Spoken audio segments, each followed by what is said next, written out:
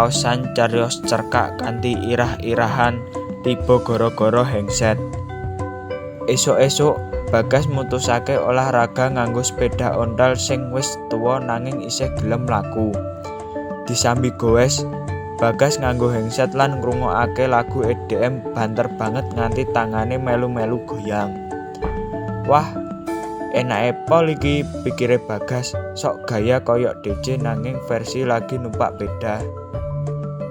Tekan dalan kampung, Bagas tambah semangat.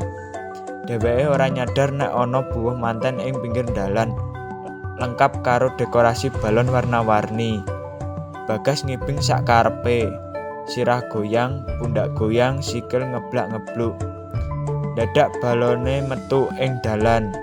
Salah siji balon gede mabur kena angin terus nemplok neng rai Bagas. Bagas kaget stane oleng. Dheweke tiba njlungup pas ngarep tamu-tamu manten sing lagi mangan es buah. Wong-wong padha kaget, terus mesem. Pak Lek manten mung ngomong, iki jenenge tamu ora diundang, tapi tetep nggawa hiburan. Bagas sing isih klemak-klemek lan balone isih nyantol mung ngomong, maaf, kula ora pesen paket badut, Pak.